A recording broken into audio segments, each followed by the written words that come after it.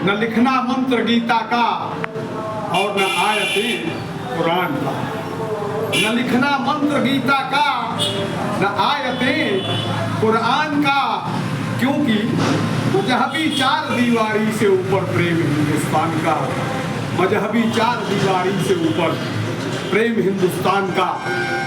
शहीदे आजम भगत सिंह सरीखे असंख्य शहीदों के शहादत का प्रतिफल हमारा भारतीय लोकतंत्र खतरे में है। खतरा इसलिए है कि स्वस्थ लोकतंत्र के लिए स्वच्छ और निष्पक्ष चुनाव की आवश्यकता है। और स्वच्छ और निष्पक्ष चुनाव तब संभव है जब चुनाव आयुक्तों की नियुक्ति दोषपूर्ण नियुक्ति, पक्षपातपूर्ण नियुक्ति पर अंकुश लगे और चुनाव आयोग के संरक्षण की असंवैधानिक प्रक्रिया सुधर जाए तो संभव है। इतनी सुंदर व्यवस्था बन गई थी कि उच्चतम न्यायालय के मुख्य न्यायाधीश एक ट्रेंगल बना था, पारदर्शी था कि उच्चतम न्यायालय के मुख्य न्यायाधीश, नंबर 2 नेता सदन और नंबर 3 नेता प्रतिपक्ष, ये त्रिकोण मिलके, ये 3 लोग मिलके और चुनाव आयुक्तों की नियुक्ति करेंगे। लेकिन बेईमान सरकार ने इस व्यवस्था को बदल डाला। बेईमानी की नीयत से बड़ा, आप स्वयं भी सोचिए, अपने मन से पूछिए कि अगर आप ईमानदार थे, अगर आपको अपनी लोकप्रियता पर विश्वास था, अगर आपको लगता था कि आप अपनी लोकप्रियता से चुनाव जीतते हैं, तो क्या आवश्यकता पड़ी थी इस व्यवस्था को बदलने के लिए? आपने व्यवस्था बदल के ये कर दिया इस सरकार ने कि नेता सदन, नेता प्रतिपक्ष और नेता सदन जिसको नामित कर देगा उसका एक मंत्री, या जिसको नामित कर देगा किधरुआ मंगरुआ समरुआ, जिसको नामित कर देगा वो, मतलब बहुमत आपके पक्ष में हो गया। आप बेईमानी की बिना पर जिस चुनाव आयुक्तों की नियुक्ति करते हैं, जो चुनाव आयोग खड़ा करते हैं, उससे कैसे उम्मीद करते हैं कि स्वच्छ और निष्पक्ष, ईमानदार, वो न्याय प्रिय चुनाव आयोग होगा, निष्पक्ष चुनाव कराएगा? जो बेईमानी की बिना पे खड़ा है, बेईमानी की नींव पर खड़ा है, जो आयोग ही बेईमानी की नींव पर खड़ा है, उससे ईमानदारी की उम्मीद नहीं की जा सकती। और सरकार उस तरफ किसी का ध्यान ना जाए, इसके लिए पहले तो हिंदू मुसलमान के नाम पर देश को बांटने का काम करती रही।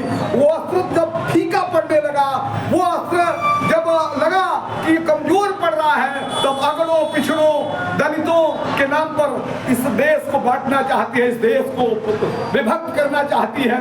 ऐ नौजवानों, हिंदुस्तान पे कुर्बान अमर रणबांकुरों ने जिस सपने को देख के अपना शहादत दिया था, वो निश्चित रूप से आपसे उम्मीद कर रहे होंगे और ये कह रहे होंगे कि अब तुम्हारे हवाले वतन साथियों, आपके भरोसे होंगे, आपके तरफ देख रहे होंगे, उनकी आत्माएं चित्कार रही होंगी। आज का जो भारत का परिदृश्य बना हुआ है, ये बेईमान सरकार आपको और हमको वहां ध्यान न जाए इसके लिए बांटने का पुरजोर कोशिश करती है।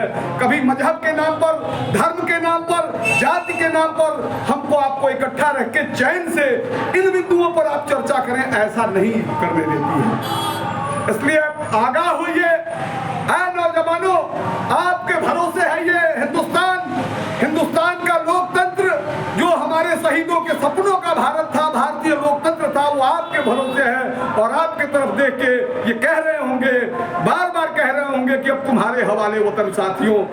आप मुख्य न्यायाधीश उच्चतम न्यायालय को और राष्ट्रपति भारत सरकार को, आप दोनों को निवेदन करें, अपने अपने ईमेल आईडी से, अपने अपने नंबर से या चिट्ठी लिख के, जो जहां है भारत के किसी कोने में है, वो निवेदन करें कि अगर ये व्यवस्था ठीक नहीं हुई तो हमारा लोकतंत्र मृतप्राय स्थिति में जा रहा है। इसके लिए हम जवाबदेह हैं, जिम्मेदार हैं, जागरूक हैं और ऐसा होने नहीं देंगे। और निश्चित रूप से अगर आपने ऐसा किया तो आने वाली पीढ़ियों को आप जवाब दे पाएंगे, शहीदों की आत्माएं तृप्त होंगी और आपको धन्यवाद ज्ञापित करेंगी आपके जवाबदेही के लिए। ना आज के डेट में हिंदू का खतरा, मुसलमान का खतरा,